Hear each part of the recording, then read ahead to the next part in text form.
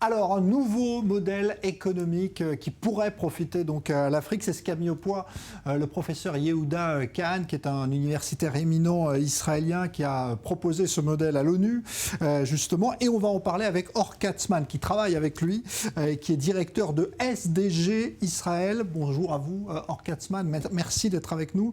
On va essayer d'expliquer ce qu'est ce modèle économique qui promet une économie durable et qui pourrait profiter à l'Afrique. C'est basé sur quoi? Sur des investissements qui seraient financés par ce qu'on pourrait appeler des obligations d'État, mais à des buts, on va dire, écologiques et économiquement durables. Oui. La première chose, expliquons de quoi il s'agit. Il s'agit des SDGs, des objectifs de développement durable. Il s'agit de 17 objectifs qui concernent l'environnement, la société, l'économie, qui ont été proclamés par l'ONU et qui ont été acceptés par l'ensemble du monde, c'est-à-dire qu'on a invité des gens du secteur privé, du secteur public, des politiques.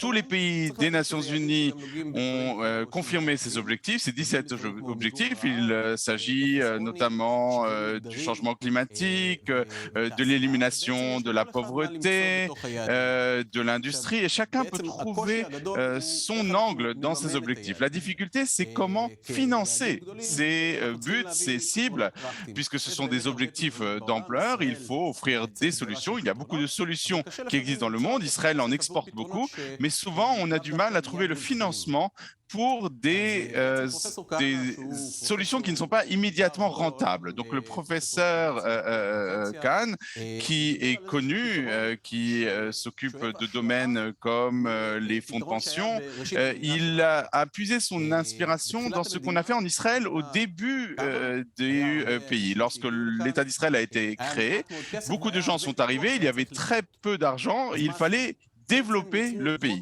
Donc, ce qu'on a fait, c'est de créer des obligations qu'on a proposées au fonds de pension et d'assurance du jeune État.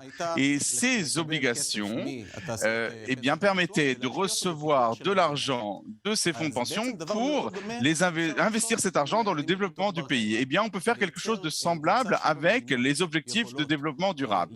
Créer une situation dans laquelle les pays peuvent avoir un budget qui est financé par ces obligations, et l'État en question peut aussi subventionner des solutions et taxer les solutions qui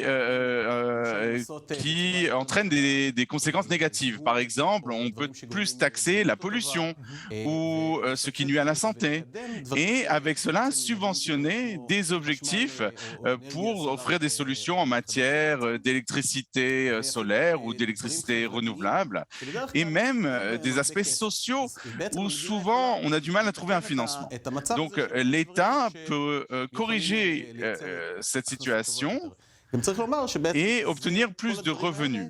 Et tout cela est lié aux objectifs de développement durable des Nations Unies. Alors, nous avons su le faire en Israël, c'est-à-dire que nous avons mis en place ce modèle.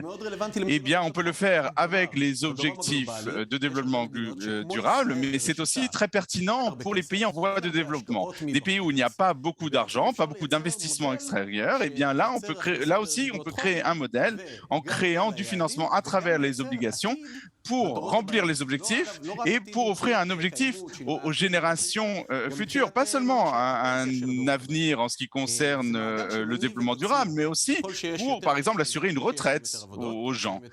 Donc, les gens qui auront plus d'emplois, eh bien, vont payer, vont cotiser pour leur retraite.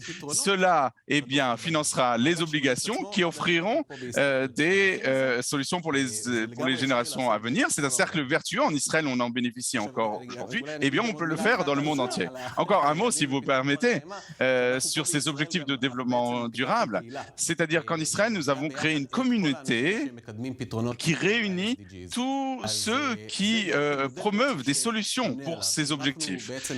C'est-à-dire que si nous avons créé cette communauté qui réunit des gens du monde universitaire, des politiques, des gens de la société civile. On aide les entrepreneurs à comprendre ce que sont ces objectifs de développement durable. Donc, quand tout le monde parle la même langue, quand l'État, quand le secteur privé, le secteur public parlent la même langue, savent quels sont ces 17 objectifs, eh bien, on peut ensemble développer les choses. C'est-à-dire que cela fonctionne à la fois d'en haut vers le bas, de l'argent de l'État qui finance les solutions, mais aussi promouvoir des solutions du bas vers le haut, c'est-à-dire créer des solutions qui modifient la réalité. En Israël, on a cet avantage de l'innovation, des startups, des gens formidables qui font des choses formidables, mais on peut copier ce modèle pour l'appliquer partout dans le monde. C'est possible. Nous avons vu comment on l'a fait en Israël, eh bien, on peut le faire ailleurs. Alors, le fait que l'ONU ait reçu et validé en quelque sorte ce modèle économique, puisqu'il a été présenté il n'y a pas longtemps à la conférence sur le climat en Afrique, est-ce que ça garantit, on va dire, et ça va encourager, à votre avis, les investisseurs à acheter ce type ou à investir dans ces obligations qui seraient émises par des gouvernements africains?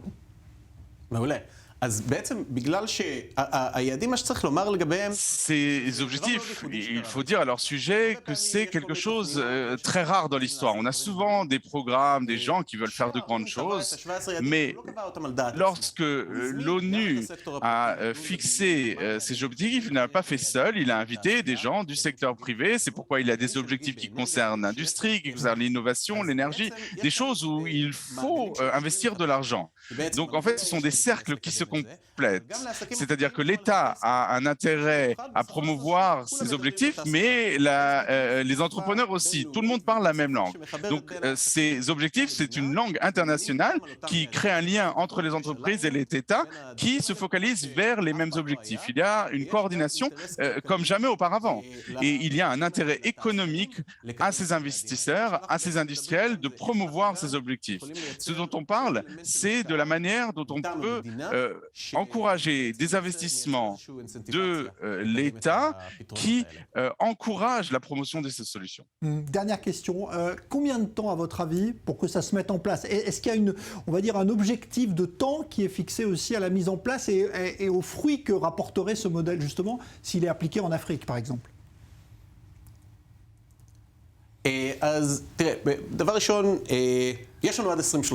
La première chose, c'est que nous avons jusqu'en 2030. C'est un fait, il ne nous reste plus beaucoup de temps pour réduire l'impact du changement climatique. Nous n'avons pas plus beaucoup de temps pour créer des solutions économiques pour faire face aux défis d'aujourd'hui. Nous avons un temps qui est limité. Dans divers pays, eh bien, ces problèmes s'expriment de façon différente. Il y a des pays qui vont plus souffrir du changement climatique, d'autres qui vont moins en souffrir. Il y a des endroits où on a des problèmes politiques ou économiques qui les empêchent de faire face à ces défis. Alors cette date de 2030 est une espèce d'objectif sur lequel on peut se mettre d'accord. Nous n'avons donc pas beaucoup de temps pour promouvoir ces solutions. Il faut agir dès aujourd'hui. Et nous voyons qu'il y a beaucoup de pays qui incluent ces objectifs dans les objectifs gouvernementaux. Nous voyons des ministères qui financent ces activités. Et ce qu'il est important de faire à présent, c'est de s'assurer que d'abord nous savons de quoi il s'agit, quels sont ces objectifs, comment on peut parler le même langage et les promouvoir le plus rapidement possible. 2030, c'est une date un peu arbitraire. J'espère que nous agirons avant. Et par exemple, dans le sud, en Afrique, dans des endroits où il y a moins d'investissements extérieurs, les défis sont d'autant plus grands parce que une des choses que l'on sait en ce qui concerne les problèmes de changement climatique ou d'inégalité sociale, c'est que dans les pays où on en souffre déjà aujourd'hui, eh bien, ce sont des problèmes qui vont s'amplifier. Ce ne sera pas comme ce qu'on va voir ici, mais ce sera plus grave, donc il faut les résoudre le plus rapidement possible. Eh bien, merci en tout cas d'être venu poser le problème. J'espère qu'on a aidé justement les personnes qui nous regardent, peut-être en Afrique d'ailleurs, à mieux comprendre les enjeux dont il s'agit. Or Katzman, merci beaucoup. Je rappelle que vous êtes le directeur de SDG Israël et que vous travaillez donc avec le professeur Yehuda Kahane qui a mis en place ce nouveau modèle économique. Merci à vous. Merci.